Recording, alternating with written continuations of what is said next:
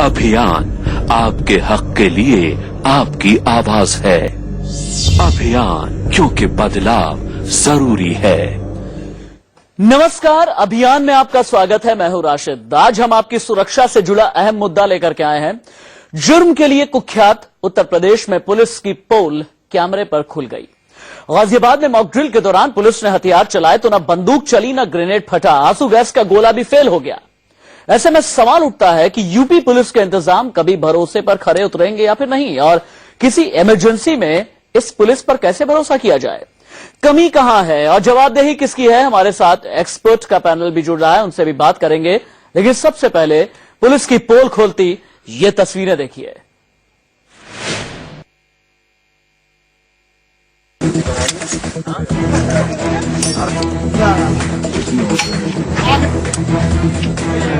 जिस राज्य की पुलिस को सबसे ज्यादा चुस्त और दुरुस्त होना चाहिए, वहां की पुलिस से तो हथियार भी नहीं चलता।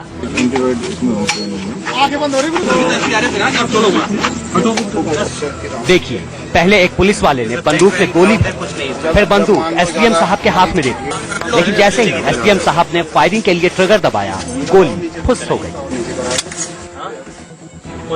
एक बार फिर पुलिस वाले ने बंदूक में गोली भरी, फिर फायरिंग के लिए बंदूक को एसडीएम को दे दिया गया, लेकिन इस बार भी बंदूक के लिए ट्रिगर दबाया, गोली फुस हो गई। एक बार फिर पुलिस वाले ने बंदूक में गोली भरी, फिर फायरिंग के लिए बंदूक को एसडीएम को दे दिया गया, लेकिन इस बार भी बंदूक ने धोखा दे दिया।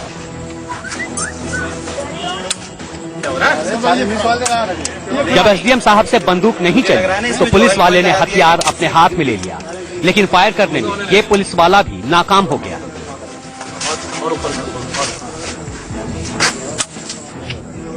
पुलिस के इन हथियारों ने ऐसे ही कई बार धोखा दिया। एसडीएम, सीओ और सिपाही सबने हथियार हाथ में लिए, लेकिन गोली चलाने में कोई भी कामयाब नहीं हुआ। ऐसा नहीं है कि ये जिन हथियारों को चला रहे हैं वो कोई हाई लेवल तकनीक के वेपन्स हैं, जिन्हें चलाने के लिए कोई स्पेशल ट्रेनिंग की जरूरत पड़ती हो, बल्कि ये वो हथियार हैं जो हर थाने में हमेशा रखे रहते हैं और जरूरत पड़ने पर पुलिसकर्मी का इस्तेमाल करते हैं। लेकिन यहाँ तो हद हो गई। यूपी पुलिस को शर्मसार करने की ये तस्वीरें दिल्ली से सटे गाजियाबाद की है। यहाँ के मुरादनगर में पुलिस को दंगा नियंत्रण करने की ट्रेनिंग दी जा रही थी। इस ट्रेनिंग में पुलिस के कांस्टेबल समेत आला अधिकारी भी शामिल हुए। कोई ऐसी स्थिति पैदा हो जाए जिसमें कानून व्यवस्था भंग होने की संभावना हो, तो उसको कैसे रोका जाए, तो उसी परिप्रेक्ष्य में आज ये एक और मॉक ड्रिल चल रहा है, जिसमें हमने एंटी रॉयड गन और ये सब चीजें इस्तेमाल करके देखी हैं कि और लोगों को बताया गया है किस तरीके से इसको इस्तेमाल करना है। उसी परिप्रेक्ष्य में चल रहा है। पुलिस वालों को हथियार चलाने की बारीकी सिखाई, लेकिन जब हथियार चलाने की बारी आई तो सारी तैयारी धरी की धरी रह गई। पुलिस वालों से हथियार ही नहीं चले और ट्रेनिंग देने वाले अधिकारियों से इस बारे में जानकारी ली गई, तो सुनिए उन्होंने अपने महकमे की गलती कैसे छिपाई। कुछ हथियार फेल निकले तो दूसरे ने उसको ट्राई करके देखा है कि ये ठीक है या नहीं है, तो वही एक हथियार बार बार आपको दिख रहा है कि वो फेल हो गया। ऐसे हथियार फेल नहीं निकले हैं। जहाँ छोटी मोटी कमी है वो भी इसमें टेस्ट हो गई है, उसको ठीक करा लिया जाएगा।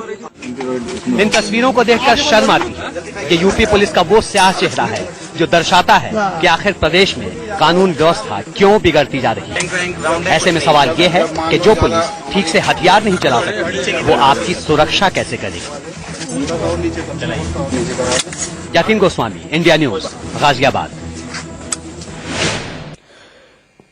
ये जो खबर आज इंडिया न्यूज दिखा रहा है, इस खबर को सिर्फ इतना भर सोच करके मत रहिएगा कि ये तो उत्तर प्रदेश की पुलिस है। ये सोचिए कि ये देश के सबसे बड़े सूबे की पुलिस है।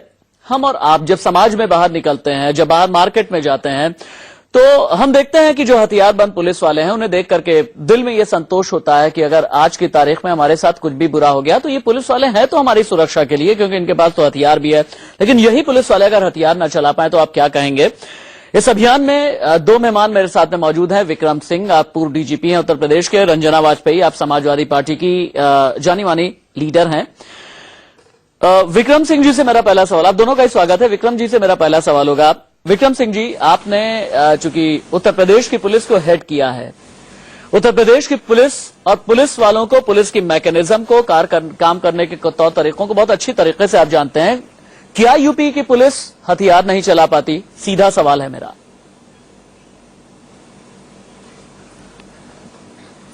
नहीं, ये जनरलाइजेशन तो उचित नहीं है कि हथियार नहीं चला पाते हैं। जो विजुअल्स आपने दिखाए हैं उससे ये अवश्य आभास होता है कि एम्युनिशन एक्सपायर्ड है।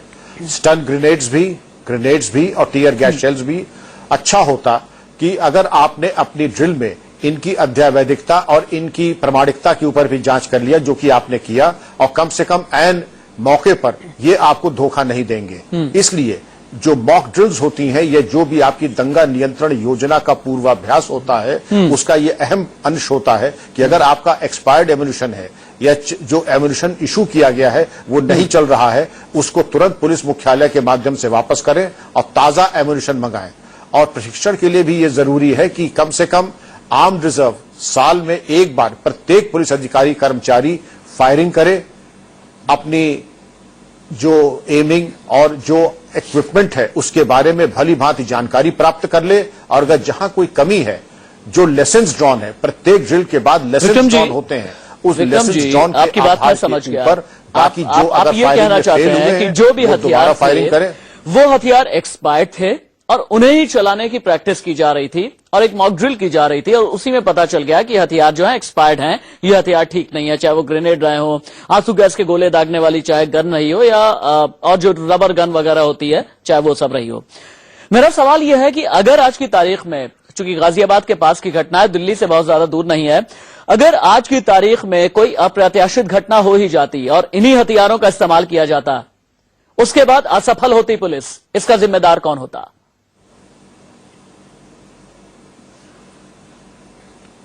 सबसे पहले जो एक्सपायरी है वो हथियार की नहीं होती है, वो एम्युनिशन की होती है। ये हथियार चाहे तो रख रखाव की वजह से फेल हुआ, या एक्सपायरी की वजह से फेल हुआ, या किसी कारण से फेल हुआ, फेलियर अपने में अत्यंत आपत्तिजनक है। और रियल लाइफ एनकाउंटर में, रियल टाइम में अगर ये होता तो इसके घातक परिणाम हो सकते थे। और ये आपको पुलिस अधीक्षक स्तर पे निरंतर निरीक्षण क्यों होते हैं, पूर्वाभ्यास क्यों होते हैं? इसीलिए होते हैं कि इस प्रकार की चूक न हो, और अगर चूक होती है तो उसकी जांच होनी चाहिए। ठीक है, एक बार रंजना वाजपेयी के बाद भी चलते हैं। रंजना, औसतन ये देखा जाता है कि आपकी सरकार अपनी पुलिस को कैसे हथियार देती है? खुश पटाखा किस्म के हथियार देते हैं आप लोग। वो कहते हैं ना, टाए टाए फिस नहीं बल्कि धाए धाए फिस हो गए सब लोग।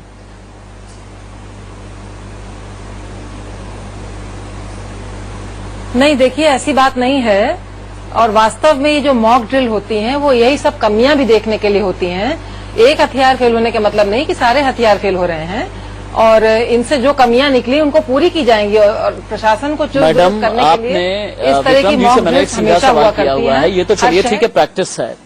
अगर किसी भी तरह की अप्रत्याशित घटना हो जाती, इन्हीं हथियारों का इस्तेमाल किया जाता, क्या आप तब भी यही कहती? नहीं, घटना हो जाती तो उसी की तो तैयारी में ये सब मॉक ड्रिल होती है। घटना बता के होती है क्या मैडम? और इतने सारे रंजना जी, घटना बता के होती है क्या? मुजफ्फरनगर में दंगे क्या बता करके हुए? मुरादनगर में दंगे क्या बता करके हुए? सहारनपुर में दंगा क्या बता करके हुआ? पश्चिमी उत्तर प्रदेश के मुख्तलिफ इलाकों में जो दंगे हुए क्या बता करके हुए? कि किसी का हथियार नहीं चले? नहीं, आपने ठीक कह रहे हैं, बताकर नहीं हुए तो कहीं पे आप बता सकते हैं कि हथियार नहीं चले? यही सब तो तैयारियां होती हैं जिनसे कि हथियार को चुस्त दुरुस्त किया जाता है। जो हथियार खराब हैं उनको रिजेक्ट किया जाता है। और आप अभी तक कोई घटना नहीं हुई कि पुलिस ने कभी अपना हथियार चलाया हो और वो फेल हो गया हो। तो ये तो तैयारियां हैं, और बड़ी अच्छी बात है कि पता लग गया कि कौन से हथियार फेल हो रहे हैं, उनको फिर से रिप्लेस किया जाएगा। आप तो देख रहे हैं कितनी तैयारियां हो रही हैं थानों को मजबूत करने के लिए, किस तरीके से गाड़ियां दी जा रही हैं। पहले थाने में पुलिस वालों के पास गाड़ी नहीं होती थी। विक्रम जी, अगर क्राइम हो जाए तो बेचारे ये बात हो गई आर्म्स और एम्युनिशन की। विक्रम जी, बात हो गई हथियारों की, जो पुलिस को हथियार दिया जाता है। मैं पुलिस वालों की फिटनेस पर भी सवाल उठाता हूं। आप देखिए इन तस्वीरों में, मैं चाहूंगा कि इन तस्वीरों को आप जरूर गौर से देखें। यहाँ पर देखिए, कोई बहुत जरूरत से ज्यादा मोटा है, किसी का पेट बहुत ज्यादा आगे बाहर निकला हुआ है, कोई दौड़ नहीं सकता है। कई लोग ऐसे हैं जो साफ तौर पे नजर आ रहे हैं कि अपराधियों का पीछा ही नहीं कर पाएंगे, फिट नजर नहीं आ रहे हैं। आखिर इन सब की भी तो तैयारियां की जानी चाहिए ना?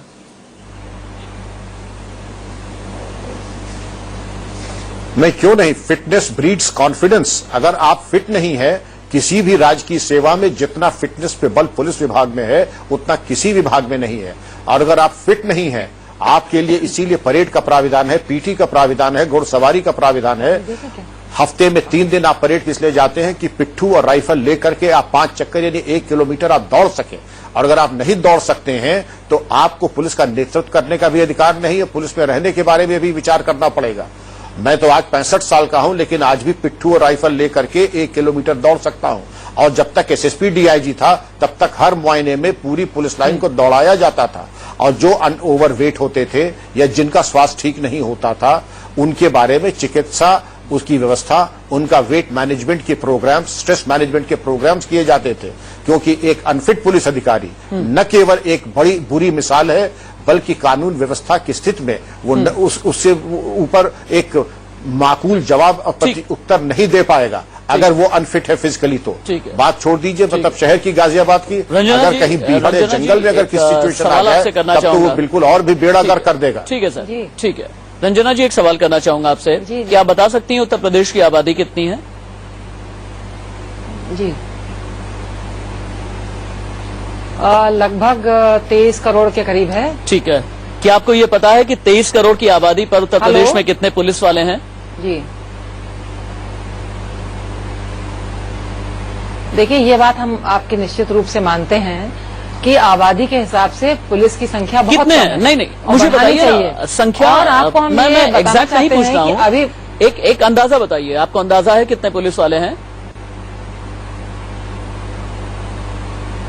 नहीं, ये देखिए लगभग जैसे मान लीजिए आपके तो खुद ही आपके यहाँ बता ही रहे हैं कि 1 लाख की संख्या पे मुश्किल से हमारे पास होंगे 89 पुलिसकर्मी।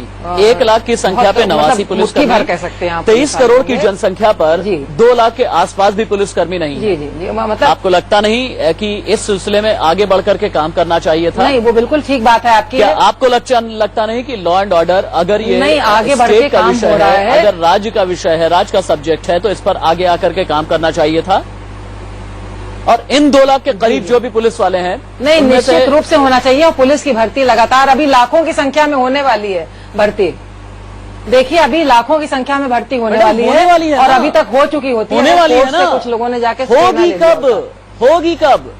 क्या नहीं तो आपको बता रहे क्योंकि कोर्ट से स्टे ले लिया गया, वरना अभी तक बरेली में और शोधों का इंतजार किया जाएगा कि लड़कियों को पढ़ने के लिए जाने से बता तो रहे हैं। आप मेरी बात तो सुनिए। हाँ। आप मेरी बात सुनिए। कोर्ट से कुछ लड़कों ने स्टे ले लिया था, जो इम्तिहान हुआ था उसमें स्टे ले लिया था। अभी स्टे वेकेट हुआ है और भर्ती होनी शुरू हो गई है और लगातार भर्ती होगी। और हमें विश्वास है कि बहुत बड़ी संख्या में और ज्यादा भर्तियां होंगी ताकि जो कमी है उसको पूरी की जा सकते। ये एक दिन की कमी नहीं है, ये वर्षों की कमी है और इसको हम लोग पूरी तरह लगे हुए हैं कि किसी मैडम वर्षों की कमी है। कोर्ट का आधा ऑर्डर आया है, लेकिन उस आधे में भी जितना होना चाहिए भर्ती हम लोगों ने वर्षों की कमी है। लेकिन उत्तर प्रदेश में बड़ा राज कर लिया है आपने। पहले तो जो किया ही, अभी मौजूदा दौर में भी 3 साल आपने राज कर लिया है। तो हम लोग जब सरकार आती है तो हम लोग करना है तो हम लोग देखिए जब भी समाजवादी पार्टी की सरकार आती है हम लोग आगे बढ़ चढ़ के, समाजवादी पार्टी हमेशा बढ़ चढ़ के पुलिस प्रशासन को मजबूत करने में लगती है। और आप लगातार देख रहे हैं कि कार्रवाई हो रही है, किस प्रकार से पुलिस प्रशासन को चुस्त दुरुस्त और ज्यादा किया जाए। और इसमें कहीं भी हम लोग कोताही नहीं बरत रहे हैं। लगातार भर्तियां शुरू हो गई, शायद आपको पता होगा, दरोगा की भर्तियां हो रही हैं और फाइनल उनके इंटरव्यू भी हो रहे हैं, चल रहे हैं आजकल। ठीक है। और हमें विश्वास है कि बहुत जल्दी ज्यादा से ज्यादा भर्तियां हो जाएंगी। चलिए ठीक है। वैसे आपने रंजना जी, अच्छी बात है कि आपने सामने टीवी चलाया हुआ है, इंडिया न्यूज आप देख भी रही हैं और आपने उसमें आंकड़े भी बता दिए कि 1 लाख पर 89 पुलिसकर्मी स्क्रीन दिखा रही है। लेकिन हमारी स्क्रीन पर एक और चीज नजर आ रही है कि समाजवादी पार्टी की सरकार में रेप के कितने मामले आए हैं, हत्या के कितने मामले आए हैं, छिनैती डकैती के कितने मामले आए हैं। एनसीआरबी की पूरी रिपोर्ट हम आपको दिखा रहे हैं। लेकिन सवाल बहुत बड़ा यह है कि पुलिस रिफॉर्म या पुलिस सुधार या पुलिस को बेहतर करने के आड़े आता कौन है? इसी पर आगे बात होगी। हमारे साथ विक्रम सिंह भी मौजूद है, रंजना वाजपेयी भी मौजूद है। कहीं मत जाइएगा, अभियान जाए। दिल्ली सटे गाजियाबाद के इलाके से एक ऐसी तस्वीर आई जिसके बाद हमें यह कहना पड़ रहा है कि उत्तर प्रदेश की पुलिस हथियार नहीं चला पाती, उत्तर प्रदेश की पुलिस ग्रेनेड नहीं फेंक पाती, उत्तर प्रदेश की जो पुलिस है वो आंसू गैस के गोले भी नहीं दाग पाती। ये तस्वीरें हैं जो लगातार हम टीवी स्क्रीन पर दिखा रहे हैं। आप देखिए कि बंदूक नहीं चल पाती, किसी भी तरह की और जो गन होती है वो चल नहीं पाती। डीएसपी साहब चलाते हैं, दरोगा जी चलाते हैं, एसओ साहब चलाते हैं, सीओ सिटी चलाते हैं, लेकिन हर कोई फेल हो जाता है। पुलिस रिफॉर्म की भी बात यहां पर आते जब हम बात कर रहे थे तो पहुंच गई। विक्रम सिंह जी, मेरा सवाल यह है कि कई आयोग बने हैं, प्रशासनिक सुधार आयोग बन गया, धर्मवीर भारती आयोग बन गया, इस तरह के कई कमीशन बने और अपनी अपनी रिकमेंडेशन रही, उसके बावजूद भी पुलिस में सुधार नहीं आ पा रहा है। पुलिस में सुधार कैसे आएगा और रास्ते रुकते कहां हैं?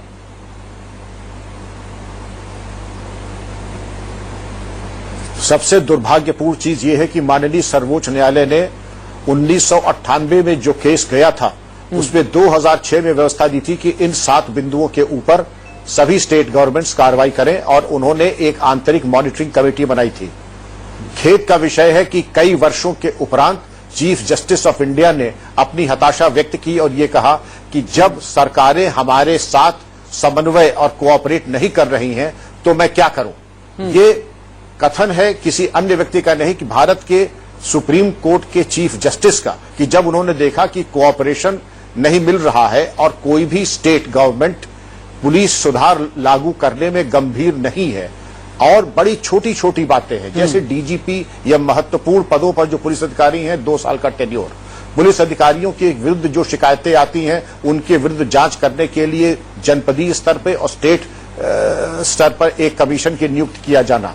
इसके अलावा एक एडवाइजरी कमीशन जो सेंट्रल में हो कि जो पुलिस को दिशा निर्देश दे, इसमें किसी तरह की कोई दिक्कत नहीं थी। लॉ एंड ऑर्डर और क्राइम का सेपरेशन और इसके अलावा यूपीएससी का समन्वय स्थान स्थान पे, ये मैं आपको बहुत संक्षेप में बता रहा हूं जिसमें, लेकिन पुलिस सुधार के बारे में बातें तो बहुत होती हैं लेकिन कार्रवाई ग्राउंड लेवल पे कुछ नहीं है। यहां तक कि 10 स्टेट्स के खिलाफ कंटेम्प्ट ऑफ कोर्ट की प्रोसीडिंग्स भी चल रही हैं।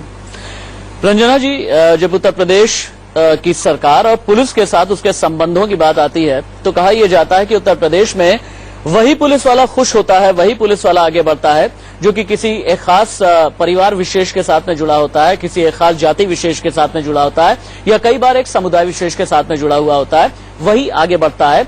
उत्तर प्रदेश पुलिस में भी भाई भतीजावाद इतना ज्यादा चलता है कि पुलिस कायदे से काम ही नहीं कर पाती। इसमें कितनी सच्चाई है?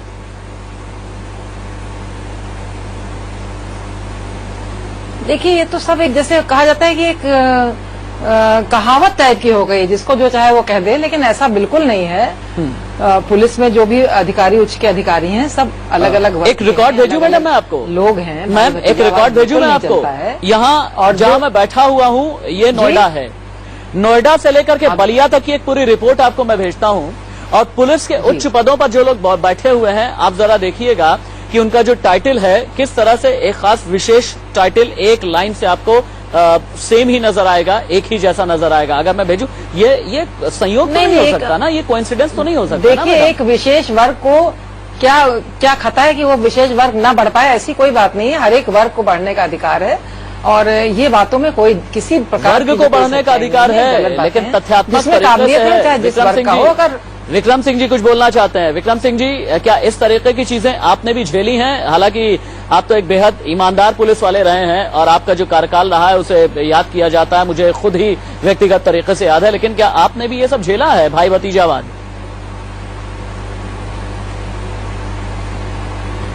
देखिए, अगर आप भाई भतीजावाद कर रहे हैं तो पुलिस में आपका रहने का कोई अधिकार नहीं है। खाकी और गिरवे में कोई अंतर नहीं, आप सबके हैं, सब आपके हैं, सभी वर्ग आपके हैं, प्रत्येक समुदाय आपका है। और अगर एक जात के 70%, अभी एक आर्टिकल निकला था इंडिया टुडे में कि यूपी के 70% थाना अध्यक्ष एक जात के हैं। नोएडा, गाजियाबाद और जो तथाकथित महत्वपूर्ण जनपद है वहां एक ही जात के लोग हैं। ठीक है, सबको समान अवसर मिलने चाहिए, मैं समान अवसर की बात कर रहा हूं, लेकिन जात के आधार पर अगर नियुक्तियां होंगी, अगर 70% थाना अध्यक्ष एक जात के होंगे तो ये पुलिस विभाग के लिए अच्छा नहीं है। और अगर पुलिस विभाग के लिए अच्छा नहीं है तो समाज के लिए भी अच्छा नहीं है, जनता के लिए भी अच्छा नहीं है। और ये कारतूस का न चलना और ग्रेनेड्स का न फूटना, ये पहला एक फॉल्ट लाइन है जो दिखाई पड़ रहा है। अगर आगे यही रहा कि भाई भतीजावाद के आधार पर नियुक्तियां होंगी, अभी और दुर्दिन आने वाले हैं। ठीक है सर, विक्रम जी आपका और रंजना वाजपेयी जी आपका बहुत बहुत शुक्रिया। कुल मिला जुला करके एक बात कहनी है और वो बात यह है कि 23 करोड़ के आसपास की उत्तर प्रदेश की आबादी है, 2.25 लाख के आसपास यहाँ पर पुलिस वाले हैं और अगर इतने में भी इन पुलिस वालों में से भी ज्यादातर अगर निकम्मे निकल गए जिनसे हथियार तक भी न चल रहे हो तो आप समझ सकते हैं किस तरीके के हालात पैदा हो जाते हैं। और कई बार ये कहा जाता है कि इस सूबे में पुलिस वाले ड्यूटी करते नहीं हैं बल्कि ड्यूटी बजाते हैं, और किसकी ड्यूटी बजाते हैं ये भी आपको अच्छे तरीके से पता ही है। लगातार विशेष रिपोर्ट हम आप तक पहुंचाते ही रहे, लेकिन ये एक अलार्मिंग सिचुएशन है, ये एक बहुत